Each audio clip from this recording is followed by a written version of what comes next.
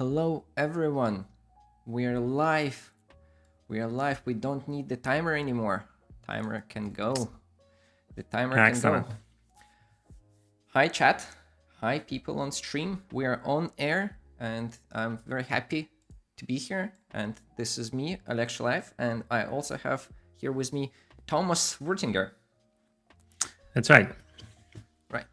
All right, cool, Oleg. Yeah, let's just go directly to the things that we're gonna go through today. I think you have some. Yeah, I have my command line interface there, but what I want to show is actually the GraalVM's streaming schedule picture, right? Because I think it's very important that we go through that. So we have two main things that we want to go today. Mm-hmm. I still see the command line at the moment, Oleg. You showed a picture. Yeah, I know, because I'm scrolling through the timeline. All right. Scrolling through the timeline there, right? So this is what we have. This is the plan that we have currently, is that we're gonna stream twice a week on Tuesdays and Thursdays around 5 p.m. Central European time, which is, you can see some other time zones there on the left. And today on March 9th, we're gonna have two sort of chapters of the current stream. In first, we're gonna talk about the native image in the section called Native Image Demystified, where we'll try to like explore some aspects of the native image technology in GraalVM, whether user-facing aspects on something internal.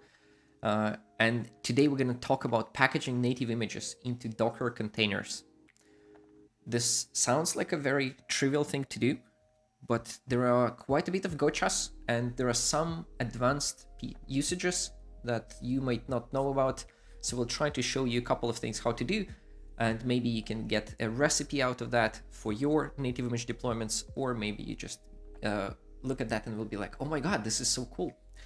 I want to learn more about this technology.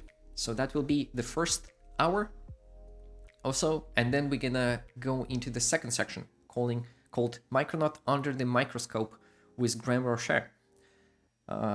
And today we're gonna talk about the configuration properties in Micronaut framework, of course. So if you are writing web applications and you are exploring Micronaut, then this is the session to be at today, because who else you can learn about Micronaut better than from Graham himself, right? The author, the founder of Micronaut.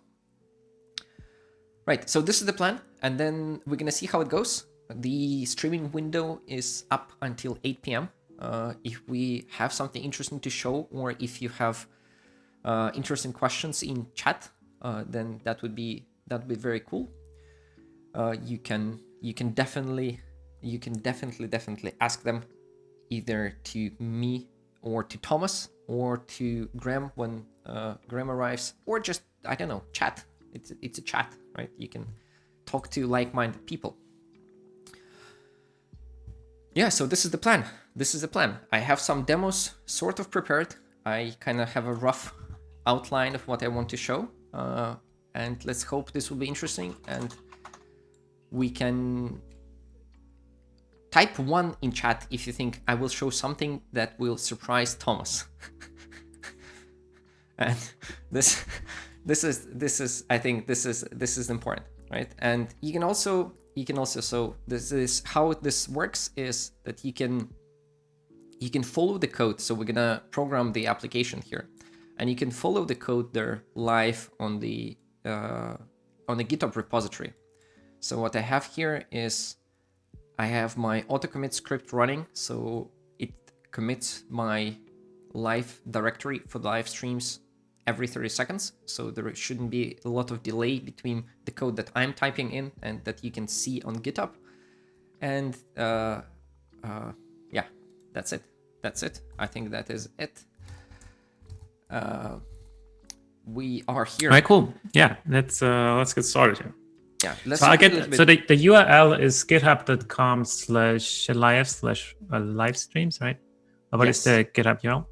Yes, that is the GitHub URL, and you can type !repo in chat, and there a very sophisticated Node.js bot will reply to you with the live streams URL to the repo. I think it should work, right? Yeah, it works. Very good, very good.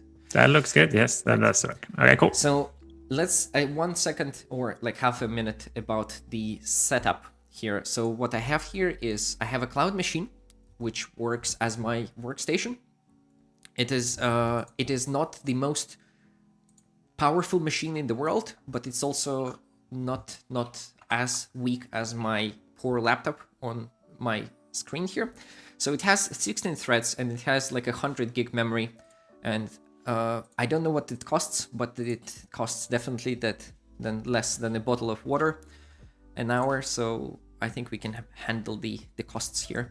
So this is the machine, and I have my GraalVM installed when I do Java minus version. Right, what version do you got here? I have Java 11. I have Java 11 based GraalVM. Okay. I'm using GraalVM Enterprise Edition, which is supposed to be free on the Oracle Cloud, which is so right. We're good to go here. And also, can you list the components? Can you list the components that you installed? Yes, exactly. Okay. If I do GU list, this is the components for the GraalVM that I have installed, and I have quite a bit. I have a bunch. So I have JavaScript, R, Espresso, LVM toolchain, native image, Python, Ruby, and WebAssembly. I think this is actually the full list of what we're offering on to install. Yes, but I think we will only need native image here, right? Yes. So native image is of course the utility that you can feed your application bytecode into, and then it will crunch and it will process that and it will analyze that and output the binary executable, which will start really fast and which will consume probably less memory than you would otherwise expect from a Java program. So I have native image. It's also version 21.0. And I think with this setup, we are ready to go, right? Let's go to the directory here for the live streams, right? So we are in the live streams. And what I would like to do, I would like to create a sample application here. And then we're going to build a native image out of it. And then we're going to package it into various Docker containers and see how it works. So last time I see our Twitch chat has the spammers again that try to ask us if you want to become famous. No, we have no need to become famous. It's all fine. But can you make me a moderator on the Twitch chat, Oleg? I will try. I've never done anything like that. Mod. All right. Otherwise, just ignore it. Thomas. Yeah, it's okay. No. So last time, oh my God, granted moderator. Excellent. Thank you. Excellent. I don't know what that ensues, but you are a mod now. Yes, right? I'm a mod now. I can take care of the stuff now. Very good. Yes. If there is bad, you can tell me and I will turn the auto mod on and the URLs will be banned and they will not make us unhappy again. Right. So back to our application. We talked about Micronaut last time, right? So I will create a Micronaut application. Create, I think, app, right? And I saw something about primes in chat there. Something about primes. So let's yeah, exactly. That's right. Yeah, the bot wanted us to do primes. So let's have a web application that creates the primes, prime numbers, computes the prime numbers, right? And we're gonna have to go there. If you look at this, Micronaut command line utility created a template project for us, which is the Gradle project with one application class here and some configuration in the resources folder. Right, so we have the application config and logback, right? And if we look at the application there, before we go into the actual proper IDE, we can just look at it here very briefly. Primes web application. It's a very simple Micronaut application, right? So it just says the class application, it main method, and it says Micronaut, please run my application here, which is sort of, I think, very, very simple, right? So this is what we can do now. We can now build it. So I will do Gradle W build. And while it's building, I will try to open it in my IDE. I will try to find some sort of an IDE and I will try to open it. This time I will try to use the Visual Studio Code. And Visual Studio Code has this SSH remote something config. So what I will do, I will just say that I want my live streams primes web application be the source. Yeah, as you select this, Oleg, there's a question check. How do you get the syntax highlighting with your cat command? Oh, this is amazing. That's a good question, recursive codes. So there is a utility called bat, which is like a cat but with wings, right? Everything with wings is better. Unicorns with wings are better. Horses with wings are better. And also cats with wings are better. So if I do which bat, then there's an executable. I just downloaded that, and this is now my bat. So if I do bat and the same thing, you can see that this is what actually does this, right? And in my bash or C file, I just have cat aliased to bat. Right? This is a sophisticated cat. Cool, that's a cool trick. Cool, thanks a lot. Yes, you're very welcome. Right, so this is my Visual Studio Code here. You can see that this is the application that we saw here before, and it's writable and readable. Right, you can follow the code as I said on GitHub. Yes, and can you maybe show this GitHub 1S quickly? Yes. That can be used. So if you want to follow the code on GitHub in a more simple manner, then you follow that repo link, but then you replace GitHub with GitHub 1S. Yes, and you will see almost the same thing that I see in my VS Code, but you, of course, will see that in the read-only mode because it just goes on GitHub and shows the files in this kind of nice UI, right? So this is just GitHub 1 second, and you just can go there in 1 second from your GitHub repository. Kind of cool trick. Trick. Right. So we're gonna have this. Let's have a new controller there because we want a web application. So what web application, right? Right. We need a controller to serve web requests, right? Yes. So we do primes controller. Right. Java. Right. And for the simplicity, I will just I will paste the code here because I don't want to type this much, and then we're gonna look at it right? So I have my controller. It binds itself to the /primes. I have a random there, which will be an instance field of this class, right? And the most interesting method, we will have the get, responding to a get query. So we will provide a one parameter, which is the upper bound. And this is our very complicated business logic of calculating the prime numbers. We're gonna randomly select two numbers from and to. Right, so two numbers which are both lower than the upper bound, and 2 is larger than from. So from is smaller than 2. And then we'll just return the sequence of all prime numbers from to 2. Right, and this prime sequence is computed in a very sophisticated yet nice to read manner. We just stream all the numbers from min to max, right? So from to 2, and we filter everything that is prime. And of course, the prime number, the definition of that is that it is prime when it is only divisible by 1 in itself, right? So if there is no integer less than the square root that is divisible, then it's a prime, right? So what we do, we just throw numbers out and compute the prime numbers, right? So let's try to build this application now. Right, so this is our application. Let's save it. Let's do the Gradle build. So this is just to show you that the application works, right? And that we can access it in a very nice manner.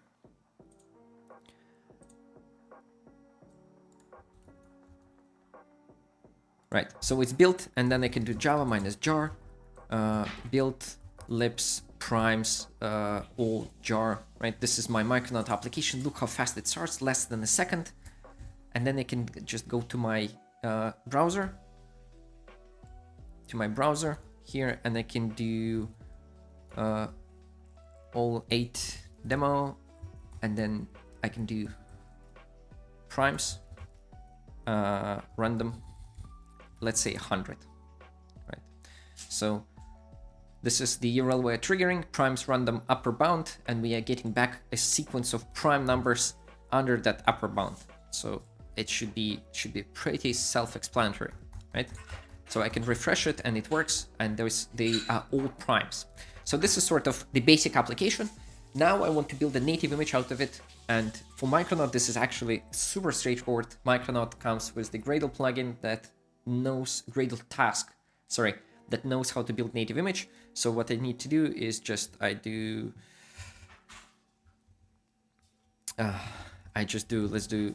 Gradle native image. Gradle native image, that's right, because there's some built-in native image task in. Yes, so look at this, look at it. There are no configuration for that in the build Gradle, but sort of there is the implicit task there coming, I think, from the Micronaut application plugin, right? So it knows how to configure a native image and how to run it. And also what we can do is we can sort of here, we can provide the configuration if we would like. Right, we can provide arguments here, right? Yes, this is the simple way to run the native application. Right. Let's talk a little bit about the computation here, what is happening, right? Because this is actually a little bit important to what I want to show later, right? When we compute those prime numbers, what we actually do, we consume quite a bit of CPU. This is not the most efficient way to run the computation of what are the prime numbers, right? For every request, we create a stream and then we filter that stream. And to filter that stream, for every number in that stream, we go and create another stream and stream all the integers, like half an integers up to that number, right? So right. So yeah. it's a I think it's kind of like you try to do here something that is computationally intensive and also allocate some objects, right?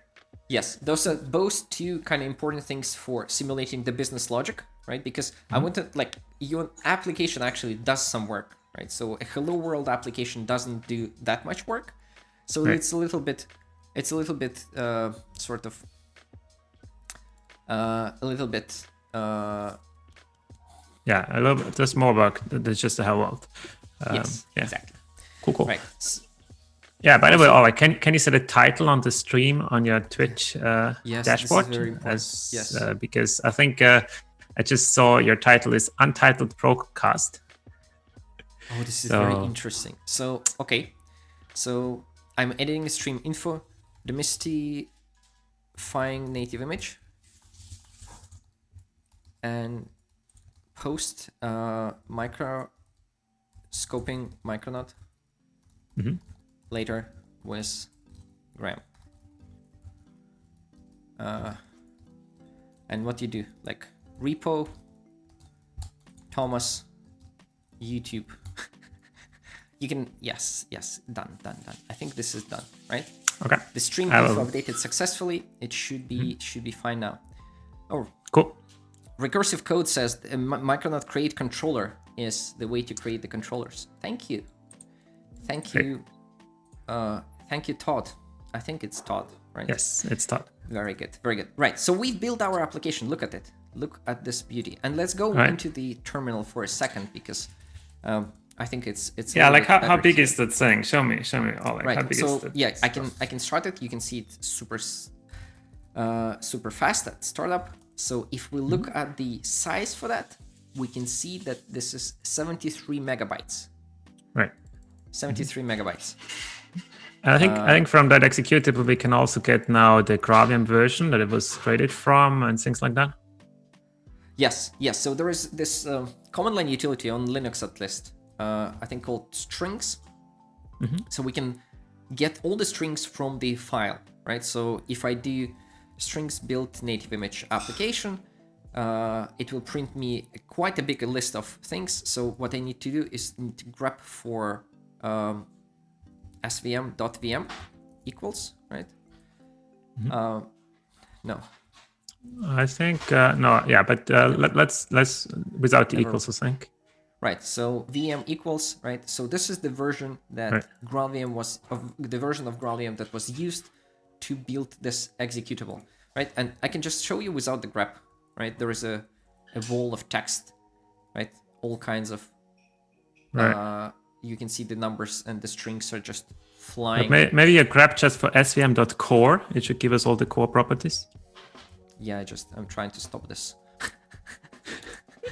Right, there are quite a bit of strings. Like, you would be surprised how many strings are there in the executables. Right, svm.core and without the equals, I think is good.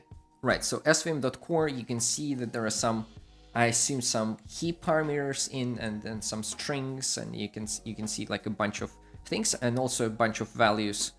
So right, svm.core.vm, yes. The version, the static libraries that were linked into, and that. So we are using GraalVM based on JDK 11, and there is also a version based on JDK 8. So now, everyone in chat, if you're watching this in chat, right, and you're live, can you please respond, because this is something that I'm always interested in. What version of Java you're normally using for your applications, like to run them in production? So, and the allowed answers are 8, 11, and 15, right? 15 is the current, right? If you're very brave, then maybe 16 release candidate builds are out, I've heard. So maybe you're using 16 already. Right, so back to, while you're in chat typing things, let's go back to this application, right? So you can see the strings. And we can also check out which dynamically libraries like are necessary to run the app, right? Yes, absolutely. So there is the, the chatter, these are users of 11 at the moment. So it's good to see that we have new Java versions in use there. Because with native image we are focusing at the moment on 11 and newer. Yes, this is a very good point to mention, right? So if you want to use native image, right, then the performance characteristics of your application will be very different from running on hotspot, right? So, and your application, your jar file will most probably run the same way on 8 and 11 anyway. Right? Maybe on 11 you need to add like a couple of libraries as dependencies. But yeah, if you're interested in native image, I think we should recommend trying out 11 first. Right, so there is the utility called LDD, which is the printing the shared object dependencies, right? And I can do LDD and then the same build native image application. And you can see that it's actually, it's linked against the libc and the necessary other system libraries, right? So this is the operating system libraries which are necessary to run my application, right? So when I do this, when I run this application here, right, it doesn't start the JVM or like it doesn't start hotspot, right? It doesn't do the things that hotspot, it doesn't link it and it doesn't start it. It just starts this application itself and it has access to the system libraries. Right, so you can see that it starts really fast, 20 milliseconds. Yeah, but it's kind of a still pretty big, right? It's 70 megabytes. Can you make it like smaller there? Yes, I can make it smaller. Definitely. I will do it a little bit later. I plan to do it a little bit later. But there is a utility called UPX, right? Right. There is a utility called UPX, right? So, and this is the universal packer for executables, right? So this is the utility that you can feed your other binaries, and then it will compress them. You saw how many strings there were in the binary, right? So, like, I assume that it gzips the strings and somehow process that, and then it just runs back, right? Just right, now, but yeah, you want to do it later, or maybe we can also just do it immediately, right? yeah, we can do it immediately. Why not? Yeah, because I think it's actually good practice to use UPX here for native images. So native image application. So what we do here, we're gonna package the application and we're gonna say what level of compression we want, and we want to keep the original executable, keep the original binary. So we just run it, and it will try a different compression algorithms. Or right, and you do -7. I think it's the level of compression, right? Yes. -7, and you do -k in order to keep the original, so we have a comparison point. Yeah, and also like it's good to keep the backup. If the compressing part kind of breaks the executable, like you want to have the backup there, right? Right, yeah, and now does its work, and this percentage there, it says how good it was compressing so far. It's 26%, so it's about 4 times smaller than the original executable. Yes, so if we do the thing where we see the sizes, right, native image application, application star, we see both now. This is the new one created with, let me just give it, right? This is the new one created with UPX, 21 megabyte, and this is the old one that was the backup. This is 70 megabytes. So there were like 50 megabytes of strings that we compressed. That is good. That's a good starting point. But like this compression, I think when we started, it has to uncompress and stuff. Do we have a much slower startup now? Let's check that out. Yes. It has to uncompress. It still starts in 21 millisecond here. All right. So apparently it's almost not measurable, the slowdown. Yes. So to be honest, like I think this is because this machine is actually quite powerful. Right. Right. But generally, in many scenarios, you want native image for the memory footprint anyway. But even the startup doesn't seem to be very much affected. Yes, it will though. So the native image can run in very few megabytes of RAM. So the memory usage is very small initially, and in this way, compressed, you need to uncompress it so it will be at least as large as the original executable. Because it spikes there, because you uncompress it. Right. But this is not the point. Let's go to the Docker, right? I want it because we're getting to Docker now. This is actually, I'm gonna create here a file, right? So to build Docker, we're gonna have a Docker file. And we're gonna use some sort of a slim Linux, right? I want slim because we want to, since native image is sort of a little bit about having a smaller footprint. That includes the smaller, maybe the disk size, right? So what I'm gonna do, I'm gonna have the from base image. I'm gonna use Oracle Linux. I think it's 8 Slim, right? Oh, 8 Slim, very good. Right? You can use your Linux, like whichever base distribution has those base libraries that you want to have, right? And we will copy the native image application into the app file in there, and then we just say that, oh, this is our entry point, right? Because to start the thing, we just only need to have the thing, right? To start the application. This is our Docker file. This is how you package a native image into Docker image into a Docker container. This is the the meat of this session. Whoever is watching, clip that, right? So now to build this, I need Docker build, right? And we need to build the Docker file. So we're gonna build this Docker file.slim, right? And we're gonna tag this with primes web slim. Primes web slim. And we give the context, so this last dot is important. Build Docker file slim, primes web slim. Right? It takes just a little bit.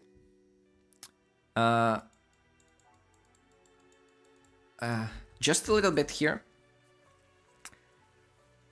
Right, so we package, it's very fast, right? We download that, the whole thing, and it's packaged, right? It's tagged.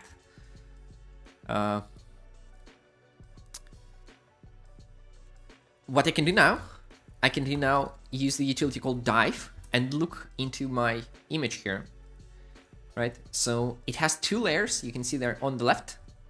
The top layer is the operating system, and the bottom layer is my application. So together they are 133 megabytes of total image size, and the image efficiency score is 100%. I think this is very good. 100%, like you cannot go better than 100%, at least. So we are good on this score by the dive utility. And you can see that, yeah, it's just very small application Docker image, right? And I can run this. I can run this pretty straightforward, right? So what I need to do is Docker run. I will remove the container immediately, RM, and I'm gonna do the ports, 8080, 8080, primes web slim, right? We can run this. I think it should start. See, it starts fast. It starts the same way, and I think it should still be doing the same thing. So if I just, you can see that I refresh the thing and my application is running. So it does the prime numbers. The prime numbers, which is very good. So this is how you package basic application in there. Oh, I wanted to show another thing here. So I can use the utility called ctop, right? And it gives me the overview into the containers that are running on my system, right? And it gives me sort of like a nice overview for CPU usage, memory usage, network, and so on, right? So I'm gonna do this, and I'm gonna also go back here. This is just, I want to show you like a very short load test that Thomas taught me on the last stream that we had. So I'm gonna do a curl command to this 8080 primes random, let's say 100. No, I can do a list, right? I can do a list. Let's say 50, let's say 80 to 100, right? So curl does the requests, right? And you can see the CPU, for example, spikes. The CPU, for example, spikes a little bit when we run the requests, right? The memory doesn't show anything because we don't constrain any memory on the Docker environment. So it's actually, it can just run the whole 100 gigabytes. Let's constrain the memory as well, because this is, I think this is actually the essential thing here. Memory, let's say 256 megabytes, right? And we need to do memory swap 256 megabytes, because otherwise, like you set them to the same value, so you can disable the swap, right? Because if you don't have the swap, then you only have the memory, right? And I will try to disable the CPU as well. CPUs, I think it's CPUs. I think it's like that. Maybe 1. Should I do 1? Right, so it started actually maybe not much slower, but 40 milliseconds. It started in 40 milliseconds. Let's see what my ctop does. Right, so now we're looking at this a little bit differently, right? So now it uses the 100 megabytes. See, this is now working. This is the UPX executable. So now it needs to uncompress itself. So it takes like 100 meg in the Docker container just to start the application, which is absolutely fine because we constrain the memory on the container level, right? Like it doesn't make sense to constrain the memory to a certain value and then kind of sort of not allow your application to actually run, right, and take that memory. So we are currently running this. You can see the CPU spikes, and you can see that memory here is filling a little bit because we generate on every request. I think we generate the more and more garbage. Yeah. So recursive codes ask about XMX. I think it's a very valid question. I think we would recommend still setting XMX as well. Yes, absolutely. So for example, here you can, it's maybe not the best way to do it, but you can control the memory let's say XMX is 128 meg. You can also do XMN. Let's say what XMN, what 48 meg, right? This is the new generation. This is where we create the things. You can also do other things like setting the amount of direct memory and so on. I'm not sure what's the best way to pass those to the Docker file. Probably like through some sort of a script, how you start the app actually, right? Maybe it was a, but we can bake it in a Docker file. I don't think this is a very big problem because it just it takes a second because it just changes the entry point there, right? So and now if we come back to this previous thing and we start this application again, right? So now the Docker container was updated, the Docker image, sorry, was updated. So we're gonna run it. And I think here we can see, can we see something? Right, here we don't see much difference because of the UPX. Right. Right. Yeah, but in general, yes, and also like this XMX, right? It's restricting only the maximum heap size of the Java heap. Now the actual memory consumption depends now, first of all, on the garbage collector. If you have a garbage collector that is a stop and copy collector, like our serial collector, the maximum memory the app would use is the maximum double that you specify for the heap. Because in the worst case scenario, the heap is filled and it needs to do a garbage collection. And then it copies all the data into the new sections. And the other thing is that like in this app, there is not just heap memory running, there is also native memory running.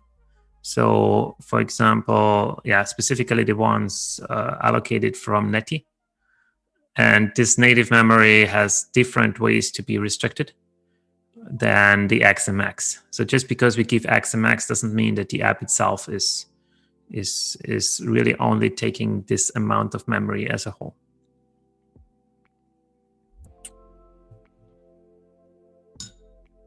So, yeah. Right. Yeah, good, very good point. Right. So, but this is the simplest thing how to package in Docker image. I wanted to do one more kind of like a basic thing that you can also make to make your actual Docker image smaller. Right. And maybe one more note here on the XMX, XMN before you continue with that is that like you can also specify these parameters when you build the image, so you can bake it into the image if you want to fix them. Yes, you can bake the parameters into the image. That is true. That is true. What you can also do, like if you actually are trying to bake the parameters like that, specifically if you are thinking about tweaking the young generation, right? So what you can do, you can maybe just add the argument --gc equals g1, right? And then you can build the native image with the g1 gc garbage collector, and then you don't have to tweak it that much because it's adaptive, right? So it, for example, will resize your young generation, like not resize.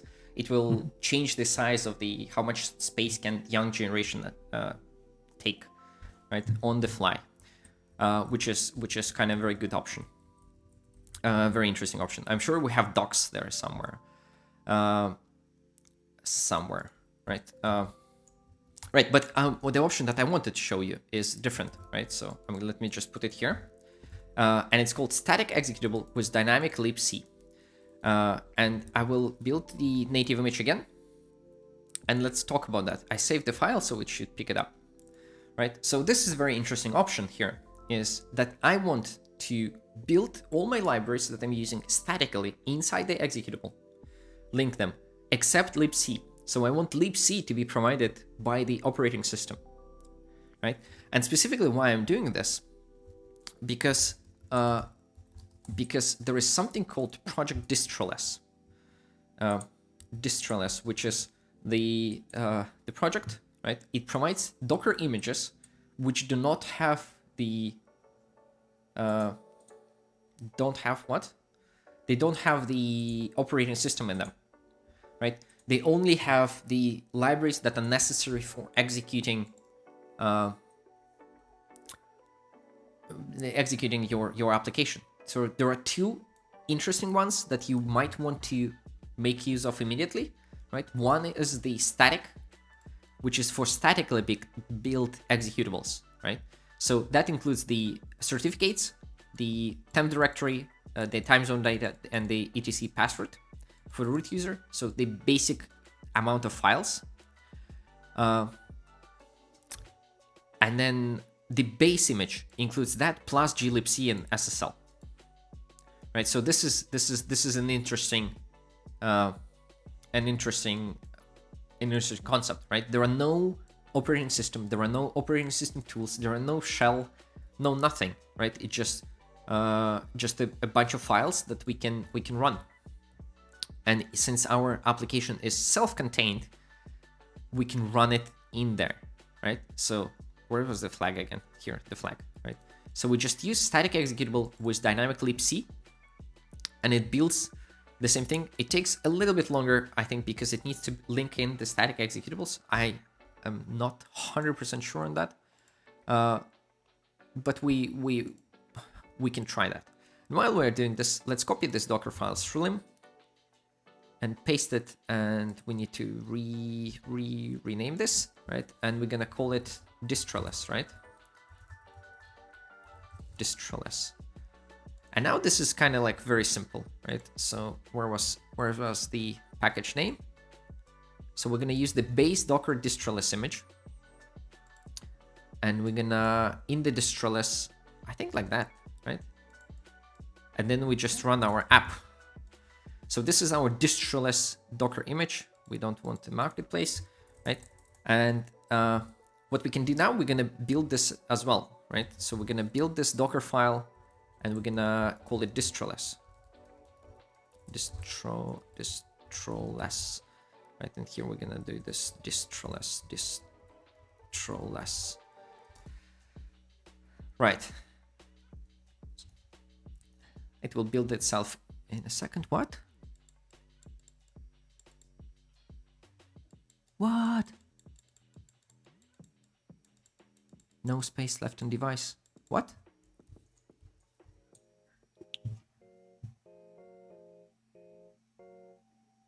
Alright, I guess you gotta Wait. clean out some Docker images. Yeah, I think this is my Docker system prune. Yes. Prune. Prune is something that deletes. Okay, so we reclaimed 5 gig. We reclaimed 5 gig. I think which should be enough. We are talking about small images here. 5 gigabytes should be enough. Right, very good, very good. So now we have the Distroless thing, right? And let's look at that in dive again. Dive Distroless, right? So now we have 3 layers, right? So first you come from the Distroless, right? And the third one, our application, which is uncompressed with UPX yet, but it's 76 megabytes. But altogether, this is like 90 megabytes of the whole Docker image. Right, but we can also use the UPX version of the image here, right? Well, we need to rebuild it because Right. we can try UPX. You just run UPX again. I haven't tried this, right? So if this breaks up, this on you. All right. I never tried actually the statically linked except libc, which I personally call it like nearly static images, right? Right. Or nearly static. Like, you know, those like almost everywhere function, the function which you can differentiate almost everywhere, like, and you call them nearly something functions. Right. Right. So this is nearly static native image, which I think is kind of cool. Right. So again, right now it takes 20 megabytes, and let's build the thing again. Let's build the thing again. I thought it would is gonna hit us with no space left on device again. Yes. Right. So now we are at 39 megabytes. 39 that megabytes. Looks pretty decent. Let's see if it also runs. You're asking hard questions. right? So Distroless, yeah, we're gonna run this and yeah, okay, it runs and it runs with the same memory, right? Right, and in 41 millisecond startup still, yes, good. Yes, it's still very, very Distroless. It's very, very nice thing. So 40 milliseconds. I think, like, one thing that I'm not sure, so don't quote me on that. I don't think if CPUs given like that actually takes. I don't know if this Docker container, when it runs, if it has access only to one CPU. Right. I don't think it actually does, because look, if I do, I think it's not restricted, right? It's 25, like 0.2, it should have like very few CPU cycles, right? Maybe right. It does take. See, because with 0.2 CPU, it took longer. Yeah, it's 100, but still only 102 milliseconds. It's still pretty good. Yeah, but this is not even like the half a CPU. Right. So yeah, Oleg, can you move on the stream? You like our pictures are a little bit over the console. Can you move it a little bit to the right? Right. Or make the console a little smaller. Yeah, this is what the best I can do. Okay, good. That's good. My setup assumes that you are there in the corner. So, all right. I will try to move more to the corner. No, there is no chroma keying. Like, you are there in the corner, so you are over that. You are the downstream key here on the image, so you are on top of everything. Like, I cannot cover you on stream. Right, so all right, cool.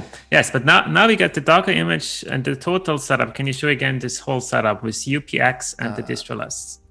Right, with UPX and the Distroless. Let me just open this because I like this graph. Right, so with UPX and Distroless, what you mean the dive, or what? Do you mean? How big are these images? Right, it's like can I show it again? See, I moved the window. And it is now starting to misbehave here. All right.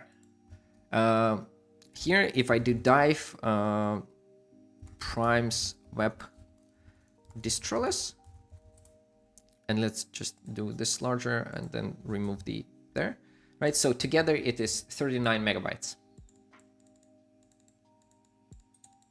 right?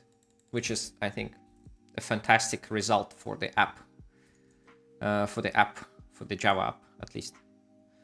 Right, so this is one thing, right? And then we can go even further, right? One cool thing that we can do further is to build the statically linked native image, right? Fully statically linked. So let me just copy this Distroless.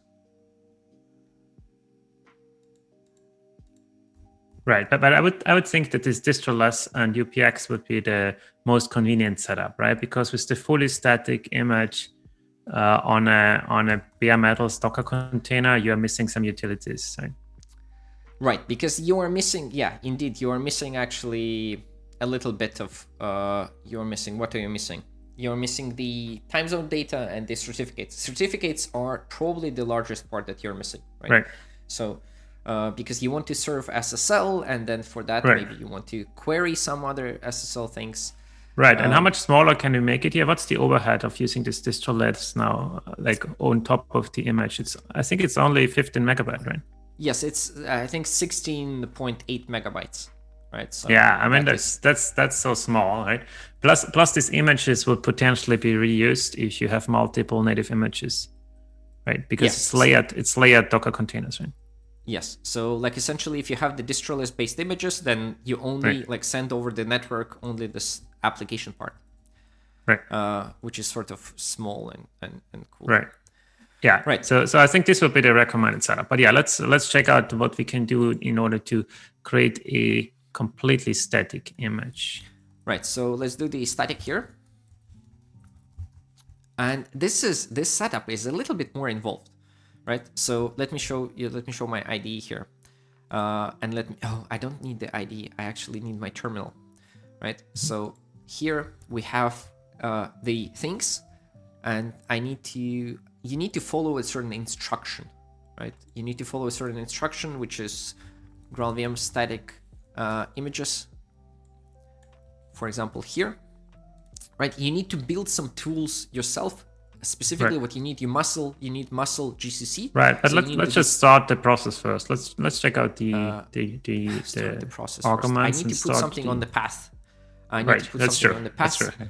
So, because which muscle GCC is not on the path, right? So what I have here, I need to export, and I've done the preparation here. So it's everything static tools. No. Export static tools. Export. Static tools, yes, I see a directory. No. We need path, right? Path equals right. Home static tools bin, and then we want to add it to path, right? Because yes, which muscle GCC, right? We are now having that, so all good. Now we can build the native image here. So we're gonna go back to the streaming setup, live streams, primes, right? So now we can build this, and what we're gonna do here in our configuration file, we're gonna remove this, and we're gonna do args, and we're gonna do --static, and we're gonna do args libc, --libc equals muscle. Can you check the syntax? I think this is supposed to be the correct syntax, right? Libc muscle, yes, very good. So we save this, and then I'm gonna build this native left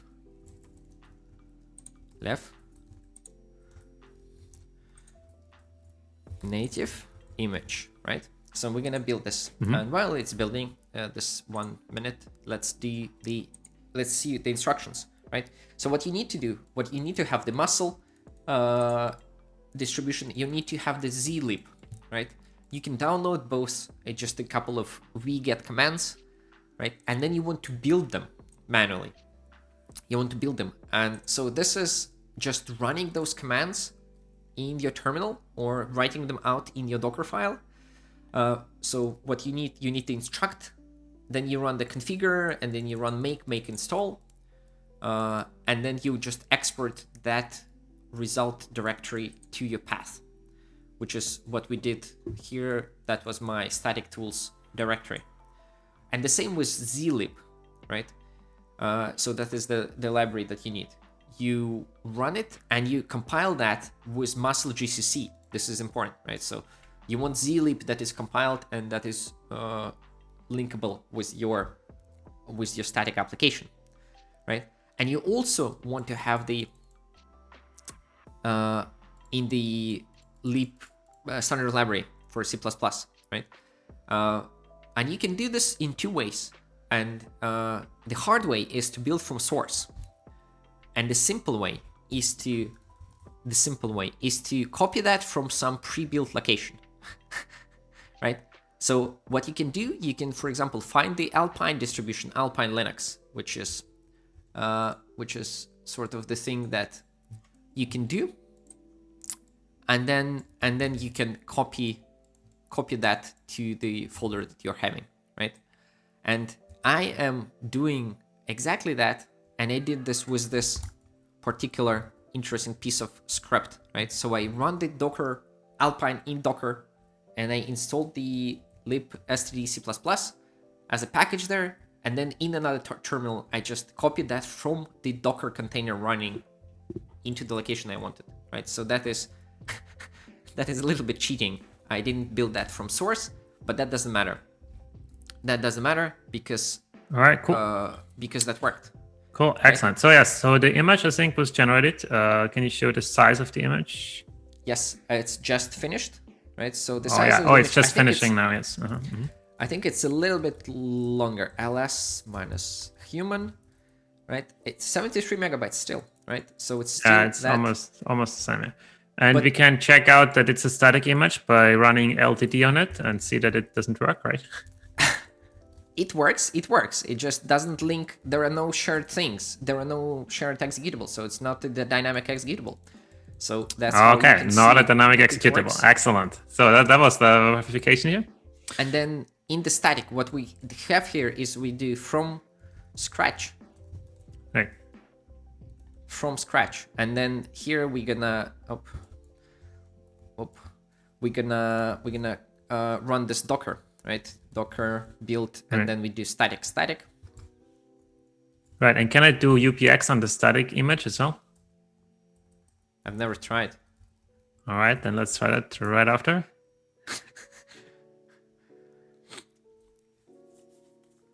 I'll try that right after. Easy for you to say. It's gonna blow up on my machine, right? So That's right. That's right. I'm far away. So if we look at dive here, right? So if I look at dive here, this is very simple. A simple image, right? I won't even full screen that. I will just remove this terminal here. So it's a single layer image, which is just Docker image, which is just our image, right? And if I run this, so if here we did Docker, right? And then we did static,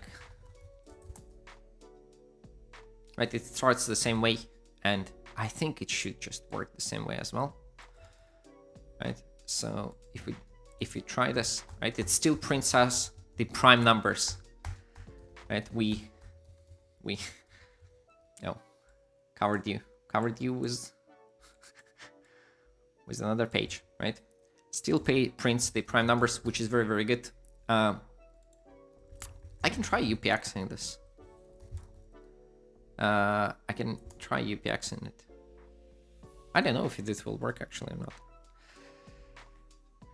Let's see. You can also pass a couple of different options to UPX. For example, you can use -best for it to try all the possible formats, or brute force, or like, I think there is extra best. There was actually a blog post on the team blog last year, but like in November or something, about that and command line applications, because command line applications are actually sort of very interesting, a very interesting approach, a very interesting area where we can run the things, right? So I put the link in the chat there. I'm not sure. This is linked to the blog, right? So yeah, there are a number of things that we would like to see, right? So right, it did compress it. That's good. Let me just run it, right? I will let's run it. I don't want to build the Docker because it's pointless, but yeah, it runs. Let's just run it first. Yeah, it runs. Looks okay. Looks okay. Okay, then let's do the Docker wizard. You're asking right. a lot. That's right.